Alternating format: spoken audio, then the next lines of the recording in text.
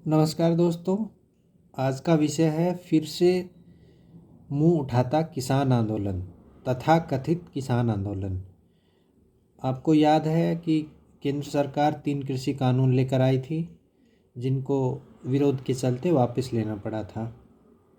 अभी फिर से हरियाणा पंजाब की सीमा पर पिछले 10 महीने से कुछ लोग बैठे हुए हैं। वहाँ पर मार्ग अवरुद्ध किया हुआ है।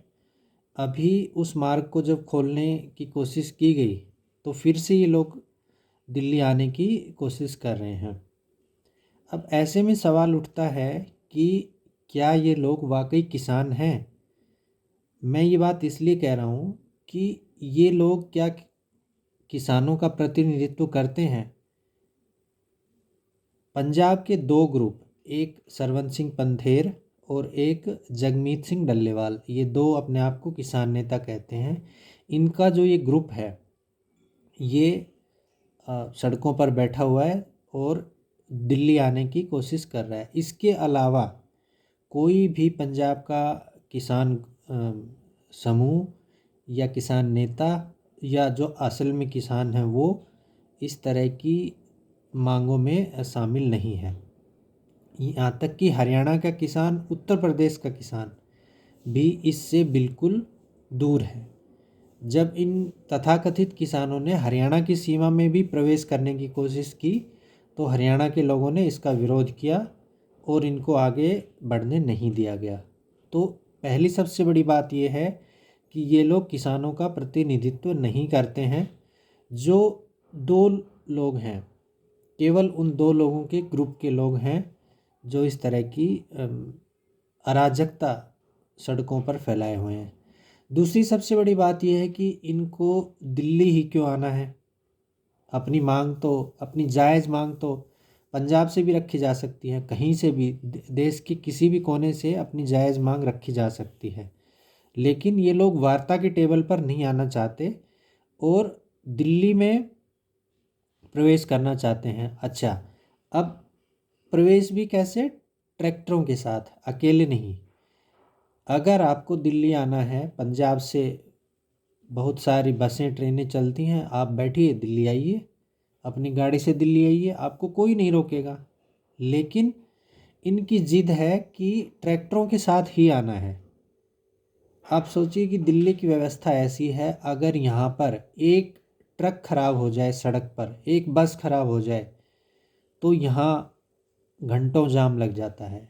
एक अगर थोड़ा सा एक हिस्से पर काम, सड़क की मरम्मत होनी हो, रिपेयरिंग होनी हो तो घंटों जाम लग जाता है। ऐसे में ये लोग चाहते हैं कि ये लोग हज़ारों ट्रैक्टर लेकर दिल्ली को अवरुद्ध कर दें, दिल्ली की जो व्यवस्था है उसको भंग कर दें।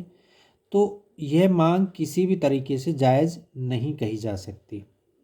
दिल्ली ही आना है, ट्रैक्टर लेकर आना है, तो ये दिल्ली की जो व्यवस्था है उसको एकदम ध्वस्त कर देने जैसा है।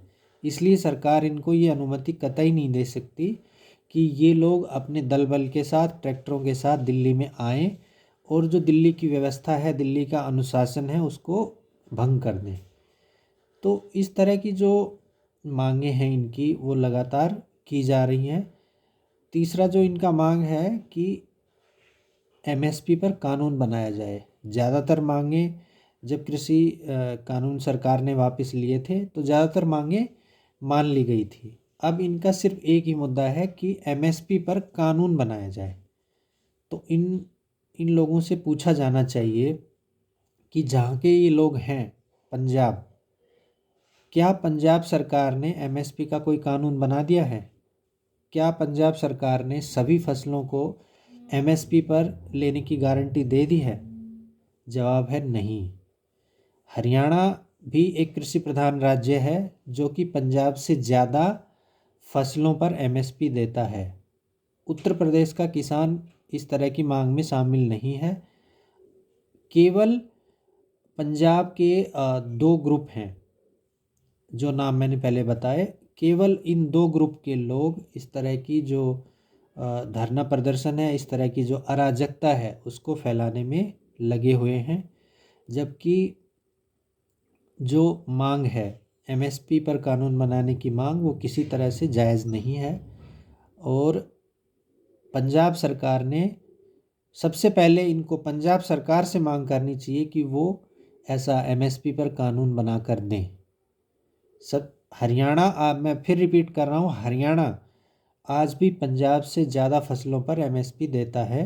वहाँ का किसान इस तरह की मांगे अभी नहीं कर रहा है। अभी चुनाव हुए हरियाणा में, तो एक किसान नेता चढ़ूनी एक नेता है, किसान नेता, उन्होंने चुनाव लड़ा। अब इनकी वास्तविक जो राजनीतिक हैसियत है उसका इस बात से अंदाज़ा लग जाएगा कि एक किसान नेता गुरनाम सिंह चढ़ूनी, उसने चुनाव लड़ा हरियाणा में और मात्र 1000 वोट पाए।